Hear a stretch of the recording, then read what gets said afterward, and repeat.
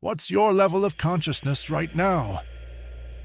Are you fully awakened, where attention is present and clear, no longer constantly pulled away by thought, and you're aware of what's happening inside you as it happens? Or are you at the very beginning, where life still runs mostly on autopilot, but you've started to sense that there may be more to experience than this? Or are you somewhere in between, aware that something deeper exists, yet unable to remain with it? Most people move through all of these states without realizing it. And understanding where you are is the first step towards seeing how consciousness actually unfolds. Consciousness can be understood as moving through different levels of experience. And in this video, we are going to go through them one by one. By the end, you'll be able to recognize your own level of consciousness. But first, what do we mean by consciousness? We use the word often, but at its core, it's very simple. Consciousness is the fact that you are aware of your experience right now. You're aware of thoughts as they appear. You're aware of feelings in the body. You're aware of sounds, sights, and sensations around you. Even the feeling of being you is part of this awareness. This awareness is always present. You don't create it, and you can't turn it off. No matter what's happening, you're experiencing something.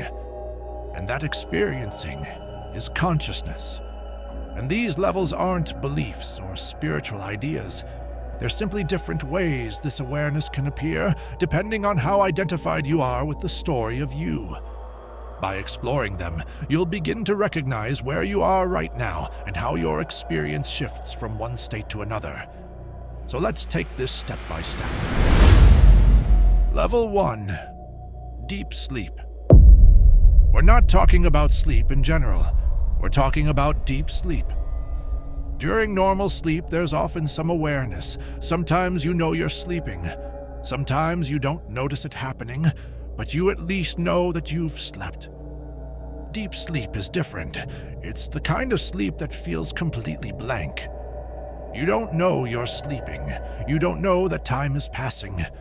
When you wake up, it doesn't feel like hours went by. It feels like nothing happened at all. This is the state of true deep sleep. And yes, even this is a state of experience.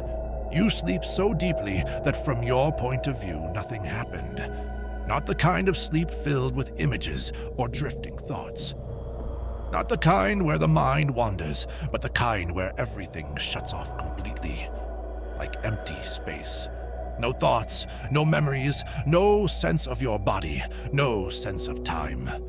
No sense of you, not even dreams. From your perspective, there is nothing to report.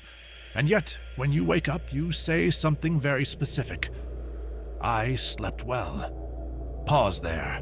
How do you know you slept well? There were no experiences to remember, no moments to review, no story running in the background. So what noticed? This is where consciousness begins to challenge your assumptions. Most people think consciousness means thinking, or being aware of objects, or having a sense of self. But in deep sleep, all of that disappears, and still something remains, just the absence of disturbance. And notice something strange. This absence of experience feels restful. This nothingness feels peaceful instead of frightening. If consciousness were only thoughts, deep sleep should feel like death. But it doesn't. It feels like relief. That tells you something important. Your suffering is not caused by existence itself. It's caused by the constant appearance of a self. In deep sleep, the you normally protect disappears. No problems to solve, no future to worry about, no past to replay. And yet, you don't stop being. You don't vanish. You don't cease. Only the story stops. This points to something subtle but profound. Consciousness does not depend on identity. It does not depend on memory. It does not even depend on experience. Deep sleep is consciousness with no content. Like a blank screen, you don't experience deep sleep. Deep sleep is what remains when experiences end. That's why it feels nourishing. It's the only time you're not pretending to be someone. Think about that. The most peaceful state you know is the one where you don't exist as a person at all. And here's the uncomfortable question this raises. If peace is present when you are gone, what exactly is the role of the you during waking life? Deep sleep isn't something you achieve, it's something you fall back into when effort, control, and identity drop away. It's not mystical, it's not special, it's simply what consciousness looks like when nothing is happening to it. And this is why deep sleep matters, because it quietly proves something you were never told. At your most basic level, you are not anxious, broken, or incomplete. Those only appear when the story begins again. If deep sleep is awareness without experience, then the next level turns everything upside down. Because dreaming is experience without reality. And that's where the sense of you starts to become unstable. Level 2, dreaming. Now let's take a step closer to what you usually call reality, dreaming. Every night your mind makes up whole new worlds, new landscapes, new faces, new voices, new stories, new fears, new desires, new losses. And while it's happening, none of it feels fake. You don't stop and think, this isn't real. You're right in the middle of the dream, living it as if it's real, without questioning a thing.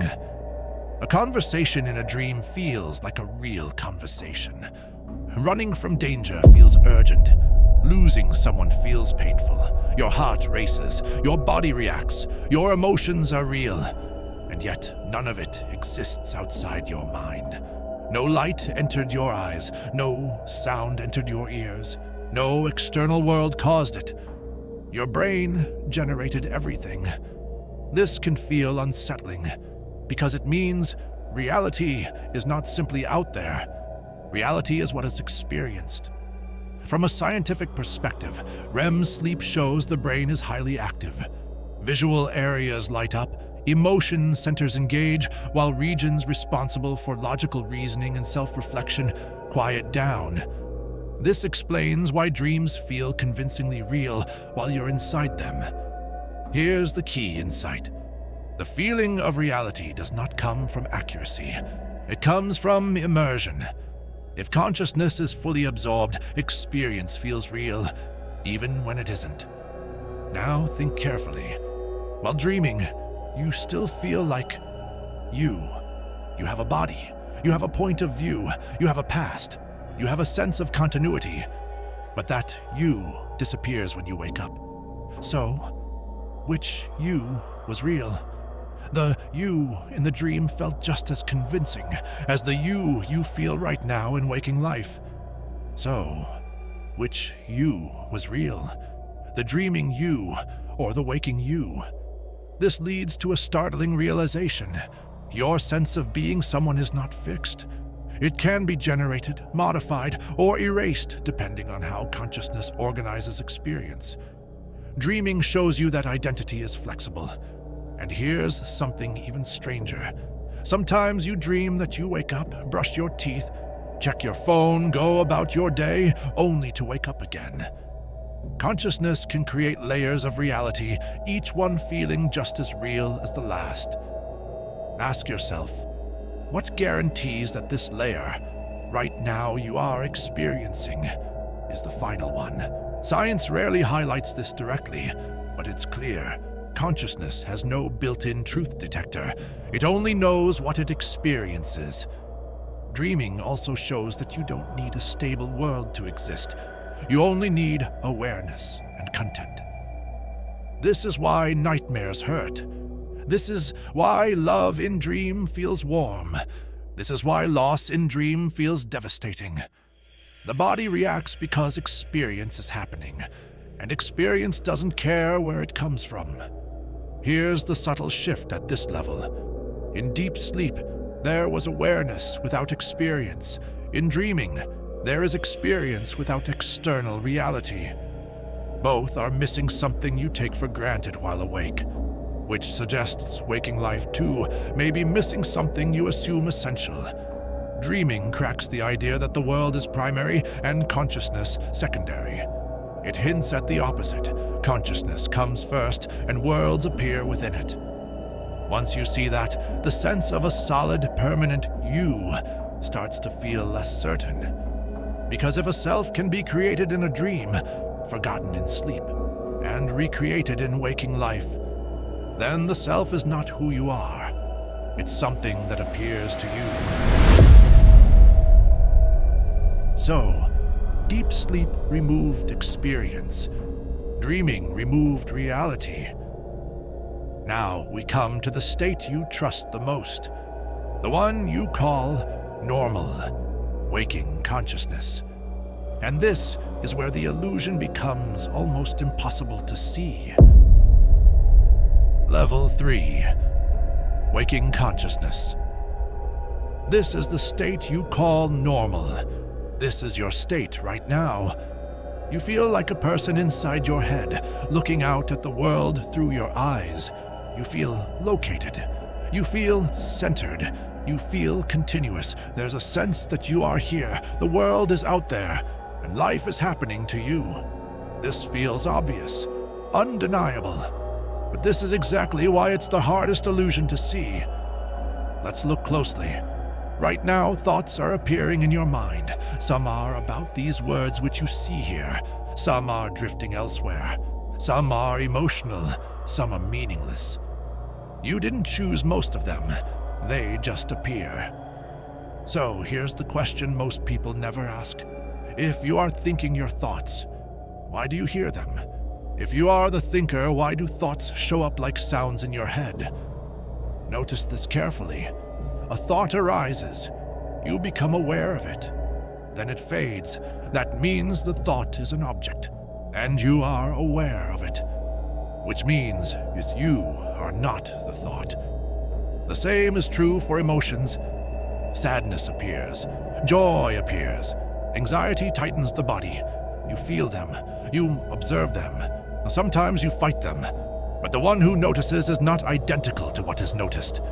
Even your body is experienced this way. You don't feel your body directly. You feel sensations. Pressure, warmth, tension. Your body appears to you. So where exactly is the you that owns all this? Most people say, I'm in my brain. But when you look for yourself in brain, you only find sensations, images, and thoughts, all of which you are aware of. Science has tried to find the center of the self. It's looked everywhere. Different brain regions activate when you think about yourself, your past, your future, your identity. But there is no single place where you live. There is no command center.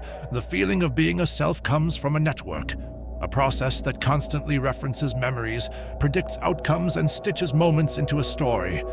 That's why your life feels like a narrative. But a narrative is not a thing. It's an activity. The self is not an object. It's a pattern. A story being told in real time. And here's the key insight of waking consciousness. You are not inside your head. The feeling of being behind the eyes is just another sensation appearing in awareness. Close your eyes for a moment and notice this. You don't disappear. Awareness remains even when the world vanishes. Which means awareness is not located where you thought it was. Awareness is not in the body. The body is in awareness. This is deeply counterintuitive because the mind has spent your entire life pointing outward and saying, that's reality. But waking consciousness is already filtered. It's selective, biased, story-driven. You don't see the world as it is. You see what's useful. Colors are simplified. Sounds are labeled. People are reduced to roles. Your mind constantly asks, what does this mean for me? This is why suffering feels personal, because the self is always at the center of the frame. And yet, sometimes this structure loosens. In moments of deep focus, awe, or presence, The self briefly fades. Time slows. Thoughts quiet. There is just experience, and afterward, you say something interesting. I forgot myself. That wasn't a loss. It was a relief, which hints at something important. The self is not required for experience. It's added on top of it. Waking consciousness feels stable, but it's actually fragile. It depends on memory, attention, and constant mental activity. Remove those, and the self dissolves. This is where the next shift begins. Because once you see the self as a process, and not just as a thing, you open the door to awareness without identity. So far, we've seen Level 1, Deep Sleep, where there was awareness without experience. Level 2, Dreaming, where there was experience without reality. Level 3, Waking Consciousness, where there was experience with a constructed self. Now comes the turning point. What happens when awareness notices itself without pretending to be someone? That's Level 4. Awareness without identity. Up until now, consciousness has always been about something. In deep sleep, it was empty. In dreams, it was filled with images. In waking life, it was organized around a self. But in all three, awareness was pointed outward, toward experiences, thoughts, stories. Level 4 begins when something subtle changes. Awareness turns back on itself, not by effort, not by force, but by noticing what has always been here. Right now, something is aware of your thoughts. Something is aware of your emotions. Something is aware of your body. That something is never anxious. It never rushes. It never doubts. It doesn't comment. It doesn't judge. It simply knows. At this level, the sense of being a person loosens. Not dramatically, not permanently, but clearly. This doesn't mean you don't get thoughts or emotions. Thoughts still arise. Emotions still pass through. The body still exists. But none of them feel like you. Thoughts, emotions, and body feel like events appearing in you. Imagine sitting beside a river. The water flows. Leaves pass by. Ripples form and dissolve. You're not trying to stop the river. You're not jumping into it. You're just watching. That's what awareness without identity feels like, and this is important. Nothing mystical has been added. You didn't gain a new experience. You lost a false assumption. The assumption that you are the one doing the thinking. From a scientific perspective, something interesting happens here. When people describe this state, activity decreases in the brain areas responsible for self-referencing. The constant checking of me, mine, my story. The brain doesn't shut down, but it becomes quieter. The brain becomes more efficient. It becomes less obsessed with maintaining an identity. And subjectively, this feels like space. Mental space, emotional space, a sense of distance from your own mind, but it's not detachment. It's intimacy without ownership. You feel everything, but nothing sticks. Pain still hurts, but it doesn't define you. Thoughts still arise, but they don't trap you. Time still moves, but it doesn't feel heavy. At this level, something else becomes clear. The observer you thought you were was never observing. It was another thought, a subtle one, a convincing one. I am the one watching. But when you look for that watcher, you don't find a person. You find openness. Awareness doesn't have a shape. Awareness doesn't have an age. Awareness doesn't have a history. Awareness doesn't even feel special. Awareness feels ordinary. And that's why most people miss it. They expect fireworks. They expect visions. They expect transformation. But it just feels like coming home to something quiet. Like realizing you've been clenching your fist for years and just letting go. Here's the paradox. The more you try to hold this state, the faster it disappears. Because effort recreates the self. This level isn't achieved. It's noticed. And it comes and goes. You've touched it before, in moments of deep presence, in silence, in awe, when the sense of me faded and there was just experience. Consciousness stops asking, "What is happening to me?" and starts resting as the space in which everything happens. But there's still a subtle division left. Awareness may no longer feel personal, but the world still feels outside. You feel the awareness inside. You see the reality outside. Level 5 is where that boundary dissolves. Level 5, the end of inside and outside. Up to now, even when identity loosened, there was still a subtle division. Awareness felt open and calm. Thoughts came and went. Emotions passed through.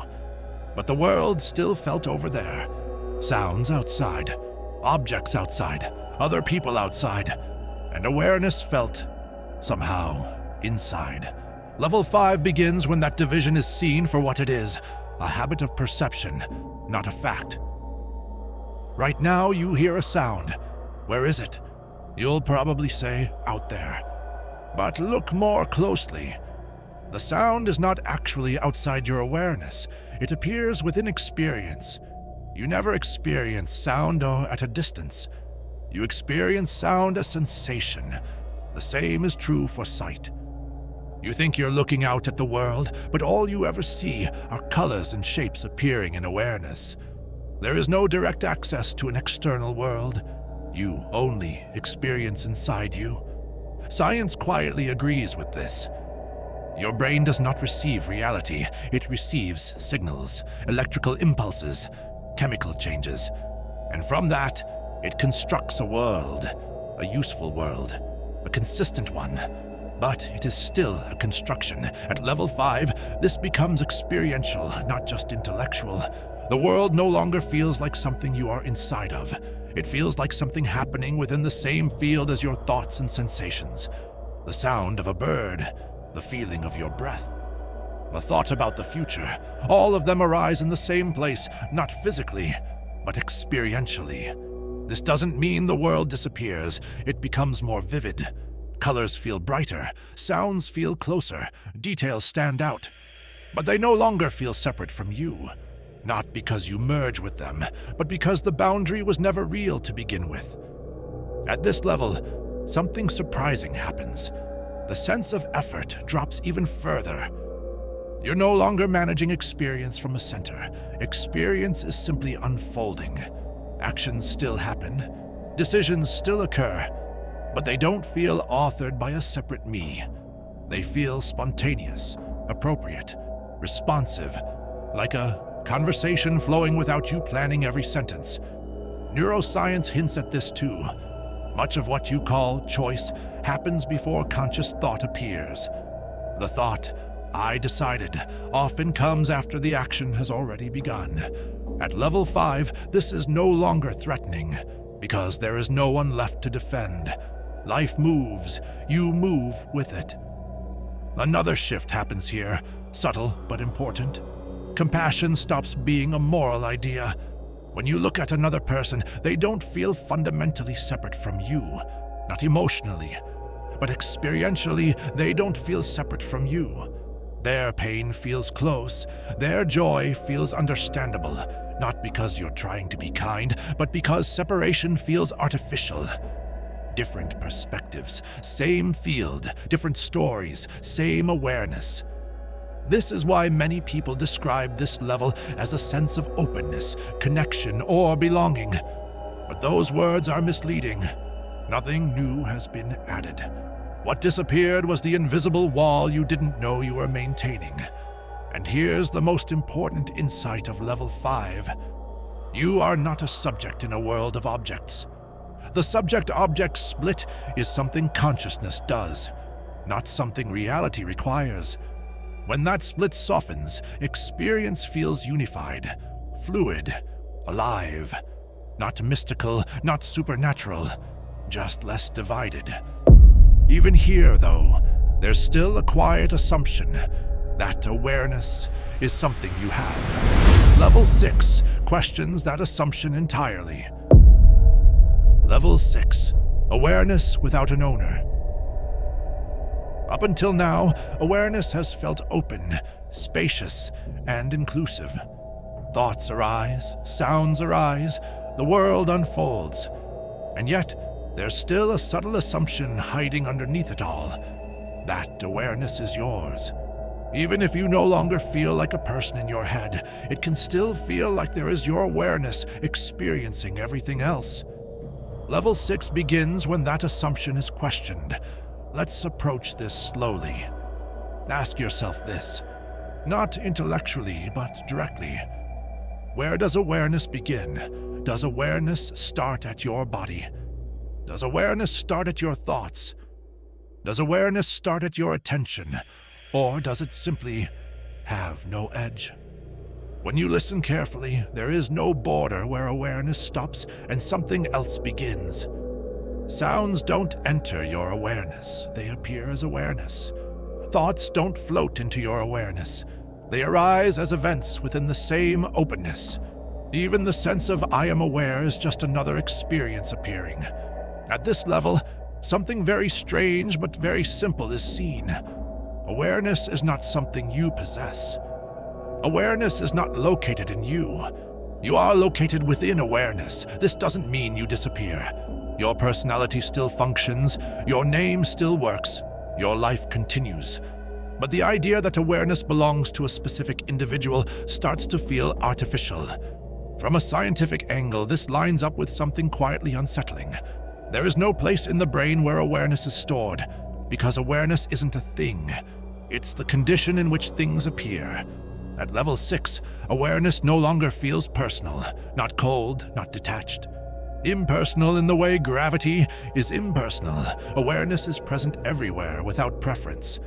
This changes how experience is felt. Pain still hurts, but it doesn't feel like your pain. Thoughts still happen, but they don't feel authored. Even fear can arise, but it passes through without sticking. There's a deep sense of neutrality here, not indifference, but clarity. Experience is no longer filtered through ownership. At this level, the idea of being a local point of consciousness quietly collapses. The sense that awareness is here and the world is there no longer makes sense. Awareness doesn't feel like it's looking out. It feels like everything is appearing within a single, borderless field. Different bodies, different minds, different perspectives, but not different awarenesses. This doesn't come with fireworks. It's often described as strangely ordinary, as if something that was always obvious was finally noticed. And here's an important clarification. This is not a belief.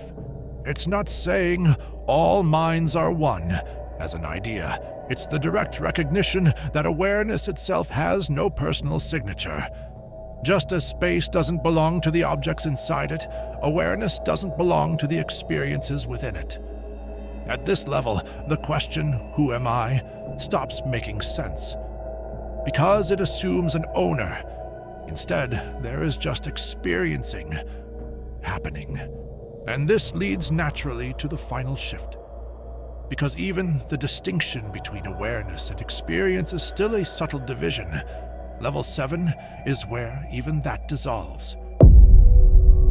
If awareness has no owner, no location, no boundary, then what exactly is left to divide? Level 7, non-dual awareness. Up to now, we've seen consciousness as flexible. Level 7 takes the final step. Even the distinction between awareness and experience disappears. Here, there is no experiencer and no experienced. There is no self watching the world. There is no world being watched. There is no here and no there. There is no observer. There is no observed. Everything arises as it is. Thoughts, sensations, emotions, light, sound, all are events in a seamless field. There is no separation between awareness and what appears. No duality, no division, no inside, no outside. This is what non-dual awareness feels like. There is only happening. There is only unfolding. Nothing is yours. Nothing is mine. Nothing is separate. There is no process of watching, only being as it is. It's not mystical because it doesn't add anything. It's not enlightenment because there is no one to enlighten. It's the ordinary, immediate clarity of what is already present, always. From a scientific perspective, the brain and mind are still functioning.